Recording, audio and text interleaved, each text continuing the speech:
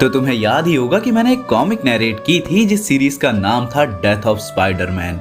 अब मैं तुम्हें बताऊं तो मैंने वो अधूरी छोड़ दी थी, उसकी एंडिंग में तुम्हें बताना भूल गया था। तो क्यों ना आज उसे कंप्लीट करते हैं। और कोई ना, अगर तुमने ओरिजिनल वीडियो नहीं देखा है, ये वीडियो पूरी डेथ ऑफ स्पाइडरमैन कहानी को स्टार्ट से एंड तक कवर करेगा। तो हेलो वेबटास्टिक फैंस, मेरा नाम है सत्यम मिश्रा और समय को सराखों पर रखते हुए चलिए शुरू करते हैं। नॉर्मन ऑसबॉर्न शील्ड के द्वारा पकड़ा जा चुका है और सारे लड़ाई झगड़ों के बाद मेरी जेन और पीटर आखिरकार एक साथ समय बिता सकते थे। जे जेमिसन पीटर का सच जानता था और वो उसको जॉब भी दे चुका था। तो तुम ऐसा मान के चलो कि अपने लौंडे पीटर की लाइफ अच्छी थी और वो मेरी जेन के साथ डाइनर पे इसी बारे में बात कर रहा था। पर तभी खिड़की के बाहर स्टीव रॉजर्स पीटर को कॉल करता है और उसे ट्रेनिंग करने के लिए बुलाता है। अब पीटर कैप्टन का ऑर्डर तो नहीं मना कर सकता था, तो वो मेरी जेन को गुड बाय बोलकर वहाँ से चला जाता है। वहाँ जेल में सील्ड एक डॉक्टर को भेजती है नॉर्मन ऑसबॉर्न के पास। पर नॉर्मन ऑसबॉर्न बोलता है कि उस लौंडिया को बोलो कि अगर उसको मेरी आत्मा और मेरा शरीर चाहिए तो उसे उसकी कीमत चुकानी होगी। अपनी कैरल डैनवर्स को गुस्सा आ जाता है और वो बोलती है नर्क में जा नॉर्मन, और तुम डॉक्टर वापस आ जाओ। मैं ज्यादा लंबी और खुशहाल जिंदगी जीऊंगी अगर इसकी आवाज दोबारा ना सुनी तो जिनको कंफ्यूजन है उनको बता दूं कि कैरल डैनवर्स अल्टीमेट यूनिवर्स में कैप्टन मार्वल नहीं बल्कि एक सील्ड एजेंट है। पर नॉर्मन ऑसबॉर्न हंसी के साथ बोलता है कि तुझे पता नहीं है कि मेरे अंदर क्या है। और देखते ही देखते नॉर्मन का शरीर जलने लग जाता है। सील्ड को लगा था कि उसके पास कोई पावर्स नहीं है अब, पर वो आग की लपटों में से एक इंसान से एक हैवान यानी कि ग्रीन गॉब्लिन में तब्दील हो जाता है। सील्ड एजेंट्स उसे रोकने की कोशिश करते हैं, पर वो उन्हें तिनके की तरह उड़ाकर अपने साथी ऑक्टेवियस, क्रेवन, वल्चर, सैंडमैन और इलेक्ट्रो को आजाद करके जेल का पूरा नक्शा बिगाड़ देता है और उन्हीं के हेलीकॉप्टर को चुरा के उड़ जाता है। और इलेक्ट्रो की पावर से बंद कमरों से कैरल बस देखती रह जाती है। इधर कैप्टन अमेरिका स्पाइडी को कब्रिस्तान में ले आता है और कैप्टन बोलता है कि तू जिंदगी और मौत को हकीकत नहीं मानता। तेरे जैसे सिपाहियों ने इस देश के लिए जिंदगी और मौत को झेला है सदियों से। तू खुद को सिपाही समझे या नहीं, पर तू वर्दी पहनता है और लोगों की रक्षा करता है। पर मुझे ये चीज बहुत गुस्सा दिलाती है। तू एक सिपाही की तरह ये सोचकर नहीं लड़ता कि तेरी जिंदगी इसी पर निर्भर करती है।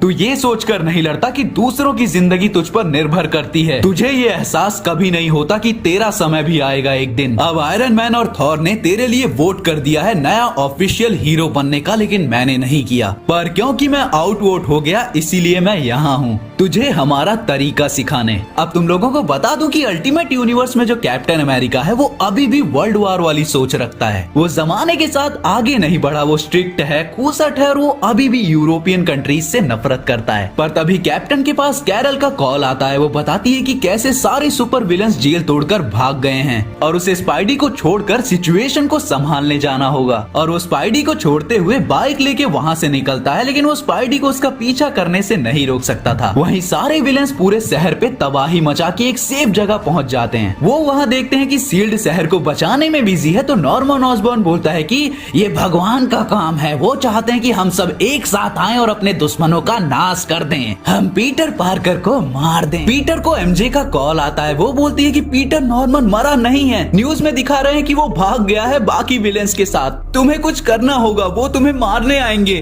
तुम्हें आंट में और ग्वेन को बचाना होगा, तुम्हें अपने परिवार को बचाना होगा। अब तुम्हारी जानकारी के लिए बता दूं कि यहाँ पे जो ग्वेन पीटर के घर पे रहती है वो ग्वेन की एग्जैक्ट कॉपी है। मतलब कि वो एक क्लोन है ग्वेन के माइंड के साथ, जिसके पास कोई घर नहीं है, तो अब वो पीटर के यहाँ ही रहती है। अब ये पूरी कहानी तो कभी बाद में सुनाऊंगा, पर पीटर अपने घर की ओर भागता है। इधर ऑटो ऑक्टेवियस नॉर्मन से बोलता है कि तूने मुझे जेल से निकाला उसके लिए शुक्रिया, लेकिन अब मैं यहाँ से जाना चाहता हूँ। मैं एक साइंटिस्ट हूँ, कोई परमानेंट क्रिमिनल नहीं। मैंने बहुत कुछ देख लिया है और अब मेरे सोचने का तरीका बदल चुका है। मैं अब ये देश छोड़कर जो भी मुझे रखेगा उसके साथ काम करने के लिए तैयार हूँ। अब मैं किसी को नहीं मार सकता। और जहाँ तक बात है पीटर पार्कर को मारने की, तो स्पाइडरमैन का जन्म ही हमारी वजह से हुआ है, तो उसे अपना दुश्मन नहीं अचीवमेंट मान के ये ख्याल छोड़ देना चाहिए। नॉर्मन ऑसबॉर्न को गुस्सा आ जाता है और वो ऑटो को लेकर बिल्डिंग से कूद जाता है। ऑटो और उसके बीच घमासान लड़ाई होने लगती है। ऑटो लड़ना नहीं चाहता था, लेकिन लड़ना भूला भी नहीं था। नीचे लोग खतरे में थे। उसी समय पीटर अपने घर पे पहुंच जाता है। वो उन्हें बोलता है कि जो उठा सकते हो, जिसकी तुम्हें जरूरत है उठाओ और शहर छोड़कर निकल जाओ अभी के अभी। नॉर्मन जिंदा है और वो हमारे लिए आने वाला है और वो जानता है कि मैं कौन हूँ और कहाँ रहता हूँ। आंट में उसे भी अपने साथ बुलाती है, लेकिन वो मना कर देता है क्योंकि उसे लोगों की मदद करनी थी और वो उन सबको भगाकर वहाँ से चला जाता है। इधर नॉर्मन चिल्ला रहा था कि हमने स्पाइडरमैन को बनाया, हाँ? पागल जैसी बातें खुद कर रहा है। मैंने तेरे लिए इतना कुछ किया और अब तू मुझसे पीछा छुड़ाना चाहता है, इतना सब कुछ करने के बावजूद भी। और ग्रीन गॉब्लिन बिना रुके उसके मशीनी हाथ सब कुछ तोड़ देता है। एमजे पीटर को कॉल करती है और बोलती है कि नॉर्मन अभी मिड टाउन में है और उसने सबके सामने टीवी पे लाइव ऑटो ऑक्टेवियस को मार दिया है। पर टीवी वाले उधर अल्टीमेट्स की फाइट पर ध्यान दे रहे वापस। अब तुम्हें ये भी बता दूं कि अल्टीमेट यूनिवर्स में अवेंजर्स नहीं पर कैप्टन की टीम का नाम अल्टीमेट्स है और ये ससुरे आपस में ही लड़ते रहते हैं। स्पाइडरमैन जब मिड टाउन पहुंचता है तो वो शॉक हो जाता है। ऑटो की वहाँ जलती हुई लाश पड़ी थी। नॉर्मन ने सच में उसे मार दिया था और लोगों की मदद से उसे पता चलता है कि गॉब्लिन कहाँ गया है और वो वहाँ भागता है।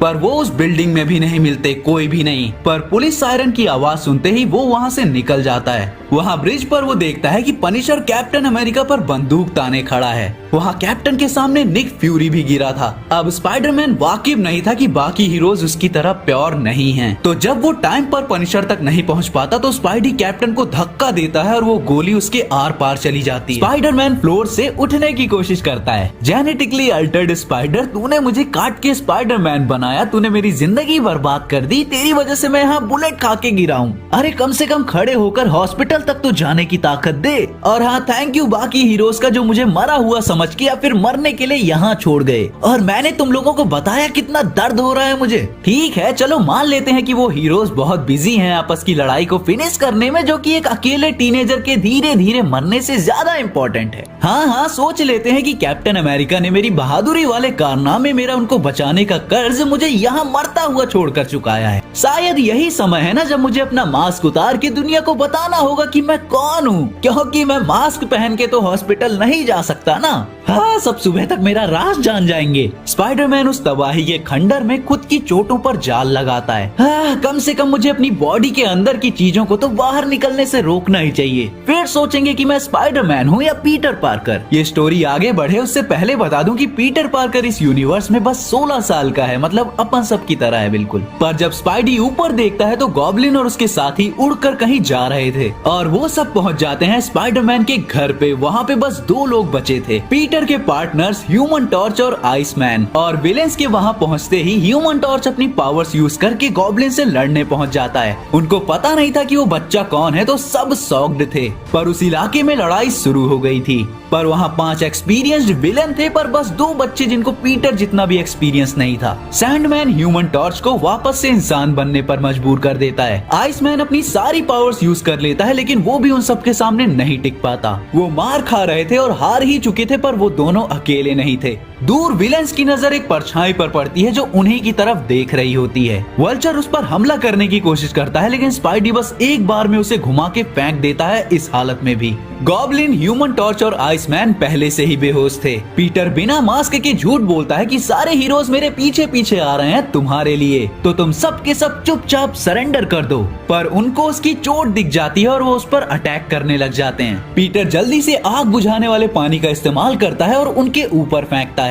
इलेक्ट्रो के करंट से सबको शॉक लग जाता है और सब नीचे गिर जाते हैं। पीटर वहाँ अपना घाव पकड़े नीचे बैठा था लेकिन देर हो गई थी। सारे पड़ोसी आके उसे देख लेते हैं बिना मास्क के। वो उसकी फोटो खींचने लगते हैं पर उसके कहने पर एक औरत 911 को कॉल लगाती है उसके घाव के लिए। पर लड़ाई अभी भी खत्म नहीं हुई थी। सैंडमैन अभी भी होश में था। वो स्पाइडरमैन पर हमला कर देता है और स्पाइडरमैन खुद को बचा पाता उसके पहले ही वल्चर वापस आके उसको मारने लग जाता है। इधर ब्लास्ट उधर ब्लास्ट, स्पाइडरमैन चोटों से घिरा था। पनिशर की गोली लगने के बावजूद भी वो खड़ा था, यही बहुत बड़ी बात थी। स्पाइडी की हालत पूरी तरह से खराब हो चुकी थी। आंट में कार चला रही थी लेकिन उनके आंसू रुक नहीं रहे थे, वो रो रही थी। वो बेन को खो चुकी थी और पीटर वहाँ अकेला था, वो रह नहीं पा रही थी। तभी उसके पड़ोसी का कॉल आता है। वो बताती है कि पीटर ही स्पाइडरमैन है और वहाँ पे बहुत सारे लोग उसे मार रहे हैं, बहुत बुरी तरह से उसकी जान ले रहे हैं। आंट में जल्दी से ब्रेक मार के गाड़ी वापस मोड़ती है। वहाँ पीटर अधमरी हालत में मार खाए जा रहा था। एक के बाद एक वार हो रहे थे उस पर। उसके पड़ोसी उसे बचाने की कोशिश कर रहे थे लेकिन इन जानवरों के सामने वो भी आखिर क्या कर सकते थे। उनको बस एक दर्द में तड़पता सुपर हीरो ही नहीं बल्कि एक घायल बच्चा भी दिख रहा था। पीटर अभी भी जोक मारने की कोशिश कर रहा था लेकिन सारे विलेन सीरियस थे। इलेक्ट्रो उसका मजाक सह नहीं पाता और वो उस पर अटैक करने को जाता है, पर तभी उसकी छाती के आर पार गोलियां चलती हैं और इलेक्ट्रो अपने साथियों को शॉक देता हुआ ब्लास्ट होके वहीं गिर जाता है। और वो गोलियां चलाई थी आंट में ने। वो खुद पर भरोसा नहीं कर पा रही थी कि ये उन्होंने क्या कर डाला। पर पीटर को देख के वो चिल्लाने लगती हैं कि कोई डॉक्टर को बुलाओ। पड़ोसी बताते हैं कि उन्होंने पहले ही कॉल कर दिया है। पीटर एक स्माइल के साथ आंट में की गोद में गिर जाता है। वो कराहते हुए बोलता है कि मुझे माफ कर देना आंट में। मैं बोलती है कि तू क्यों माफी मांग रहा है, मैं जानती हूँ कि तू ये जिंदगी कभी नहीं चाहता था, तू पागल है। पीटर मुस्कुराते हुए कहता है कि और क्यूट भी हूँ। पर इस अच्छे समय पर फिर से अंधेरा छाता है जब गॉब्लिन फाइनली जाग जाता है उस पर हमला करने को। एमजे अपने घर पर हड़बड़ा रही थी, डर रही थी। पीटर अपना फोन उठाओ, तुम जहाँ भी हो बस बोल दो कि तुम ठीक हो। पर उसे भी सच का सामना करना ही था जब उसने खिड़की से देखा कि पीटर के घर के बाहर धमाके हो रहे थे। वो भागने की कोशिश करती है पर उसकी माँ उसे रोक लेती है। वो इस परिस्थिति से अनजान थी और उसे एमजे की किन्हीं बातों पर कोई भरोसा नहीं था, तो एमजे घर से बाहर नहीं जा सकती थी। वहीं पीटर गॉब्लिन के गुस्से से अपनी आंट और ग्वेन को बचाने की कोशिश करता है। वो बोलता है कि उसे अपने दिल की धड़कन तक सुनाई दे रही है। वो उस जगह से थोड़ा दूर आकर हड़बड़ी में बोलता है कि ग्वेन, आंट में कुछ भी बोले मुझे फर्क नहीं पड़ता। अगर तुम्हें उनको सर पर मार के बेहोश करके अपने कंधे पर ले जाना पड़े तब भी, बस उन्हें यहाँ से दूर ले जाओ। सुना मैंने क्या कहा? उन्हें यहाँ से ले जाओ। पीटर खून में लथपथ था पर अब उसे लड़ना ही था। वो गॉब्लिन को एक मुक्का मार के गिरा देता है पर अब उसे समझ आ जाता है कि वो अकेले नहीं लड़ सकता, इस हालत में तो बिल्कुल भी नहीं। और वो जॉनी स्टॉर्म के पास आता है, उसे होश में लाकर मदद मांगता है और जॉनी तैयार हो जाता है। Flame on! इस गुहार के साथ जॉनी ह्यूमन टॉर्च बन के गॉब्लिन की तरफ जाता है। उसका मुंह पकड़ के अपनी पूरी जान लगा देता है पर उस बड़े धमाके से भी गॉब्लिन को कुछ नहीं होता। उल्टा ह्यूमन टॉर्च ही वापस इंसान बनकर गिर जाता है। गॉब्लिन की पावर सी आग वाली थी तो उसने जॉनी की आग को अपने अंदर सोख लिया। पीटर बस वहाँ खड़ा था, फटे सूट और बहते खून के साथ। गॉब्लिन उसके सामने एटॉमिक बॉम्ब जैसा था। सारे हीरोज आपस में लड़ने में बिजी थे और असली खतरे से लड़ने के लिए पीटर अकेला था। उसे कभी उन हीरोज पर भरोसा करना ही नहीं चाहिए था। पीटर बस पागल हो जाता है। कार का दरवाजा उसके सींग सब पर मारते हुए गुस्से में बोलता है, और क्या ऑसबॉर्न, इसके बाद क्या? तू मुझे मार देगा, फिर इसके बाद क्या? तेरा बेटा जिसे तूने खुद मारा वो वापस नहीं आ जाएगा इस दुनिया में। पीटर घुटनों पे गिर जाता है और बोलता है, तेरे बाल भी वापस फैशन में नहीं आएंगे। पीटर अभी भी जोक करना चाह रहा था लेकिन उसकी आवाज में बस दर्द था। गॉब्लिन बस एक लाइन बोलता है, पर तू तो मर जाएगा ना।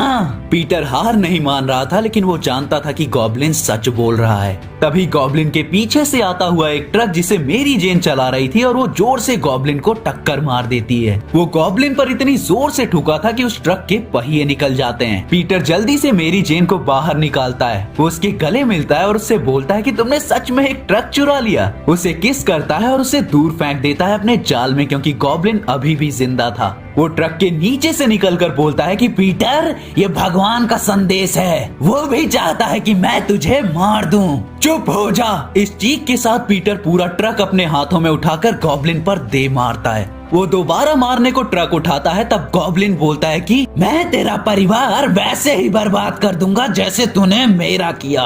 मैं सबको मार दूंगा जिन्हें तू जानता है। पीटर और जोर से उस पर ट्रक मारता है पर ये भी उसके दर्द का अंत नहीं था। वो ट्रक पीटर के मुंह पर ही ब्लास्ट हो जाता है। पीटर दूर उड़ जाता है जिंदा लाश की तरह। मेरी जेन दौड़ते हुए पीटर की तरफ आती है। ग्वेन आंट में को रोकने की कोशिश करती है पर आंट में वहाँ पहुँचती है और देखती है कि मेरी जेन बस मदद के लिए चिल्ला रही थी और पीटर नीचे गिरा हुआ था। सब 911 हॉस्पिटल सबको कॉल कर रहे थे लेकिन कोई नहीं आ रहा था। आंट में उसका चेहरा पकड़कर बोलती है कि तूने ये क्या किया? पीटर आखिरी मुस्कान के साथ कराहते हुए बोलता है कि मैंने ये कर दिया आंट में, मैंने ये कर दिया। मैं अंकल बेन को नहीं बचा पाया, पर मैंने आपको बचा लिया, मैंने ये कर दिया। और वो वहीं अपना दम तोड़ देता है। उसके अंदर कोई जान नहीं बची थी। आंट में चिल्लाती है कि पीटर को भी नहीं, और मेरी जेन की बाहों में पीटर की मौत हो जाती है। तो पीटर अपनी यंग एज में ही मारा गया। अभी तो वो एडल्ट भी नहीं हुआ था, पर ग्रीन गॉब्लिन के हाथों वो अपने सच्चे प्यार और अपनी माँ जैसी आंट में के हाथों में तड़प तड़प के मर गया। हर तरफ न्यूज फैल गई कि न्यूयॉर्क का हीरो एक हाई स्कूल का स्टूडेंट पीटर पार्कर था। ग्वेन, जेमिसन और पीटर का बेस्ट फ्रेंड ह्यूमन टॉर्च सब सदमे में थे। जॉनी अपनी आग तक कंट्रोल नहीं कर पा रहा था। किटी प्राइड गलियों में जाके चोरों को मार रही थी, क्योंकि अब उनको रोकने के लिए स्पाइडरमैन नहीं था, पर उसके भी आंसू नहीं थम रहे थे। मेरी जेन अल्टीमेट्स और सील्ड के पीछे पड़ी थी। वो निक फ्यूरी पे चिल्लाती है, तुम और तुम्हारे जैसे लोग पीटर की मौत के जिम्मेदार हैं। और इधर टोनी स्टार्क पीटर के फ्यूनरल का खर्चा उठा रहा था, क्योंकि ऑलमोस्ट पूरा न्यूयॉर्क उसे अलविदा कहने आया था। सब रो रहे थे। एक 14-15 साल के बच्चे ने न्यूयॉर्क की छोटी सी बच्ची से लेके बूढ़ों तक सब पर अपनी ऐसी छाप छोड़ दी थी। सबको ऐसा लग रहा था जैसे उन्होंने अपने परिवार के किसी सदस्य को खो दिया हो। और चर्च में कैप्टन अमेरिका आंट में को सब बताता है कि कैसे उसने पीटर को बोला था कि वो कोई हीरो नहीं है, और कैसे जो गन शॉट पीटर को लगा वो कैप्टन अमेरिका पर फायर किया गया था। तो आंट में बोलती हैं, तो उसके बार बार अपने आप को हीरो प्रूफ करने के बाद भी, उसके बार बार अपनी जान खतरे में डालने के बाद भी तुमने उससे कहा कि वो वर्दी नहीं है, और फिर भी उसने तुम्हारी जान बचाई। तुम्हें पता है पीटर तुम्हें हीरो मानता था, वो तुम्हारी ओर रिस्पेक्ट से देखता था। उसने कॉस्ट्यूम तुम्हारे जैसे बनने के लिए पहनी, फिर तुम उसकी जिंदगी में आए, उसे ट्रेन करने को बोला, और तुमने उसके लिए क्या किया? कुछ नहीं। वो ठीक था जब तक वो तुमसे नहीं मिला था। और आंट में गुस्से में कैप्टन अमेरिका को थप्पड़ मार के वहाँ से निकल जाती हैं, पर जेमिसन उसकी मदद करके उसे वापस चर्च के अंदर ले जाता है, क्योंकि ये पीटर के लिए जरूरी था। स्पाइडरमैन की डेथ ने हीरोज और न्यूयॉर्कर सबको उस दुख में डाल दिया था जिससे वो आसानी से नहीं निकल सकते थे। हर कोई अपने तरीके से कोप कर रहा था। किटी प्राइड और रोग रो रहे थे, तो मेरी जेन, निक फ्यूरी और बाकी हीरोज को स्पाइडरमैन की डेथ का मुजरिम साबित करने में लगी थी। और इस कॉमिक ने कैरेक्टर्स नहीं बट रियल वर्ल्ड को भी दुखी कर दिया था, क्योंकि बाकी कॉमिक कैरेक्टर से अलग ये यंग पीटर वापस कभी नहीं आया, वो अभी भी डेड ही है। तो यहाँ पे ऑफिशियली एंड होती है द डेथ ऑफ स्पाइडरमैन। तो सारे स्पाइडी फैंस के साथ इस वीडियो को जरूर शेयर करना, और तुम्हारा फेवरेट स्पाइडर हीरो कौन सा है कमेंट में जरूर बताना।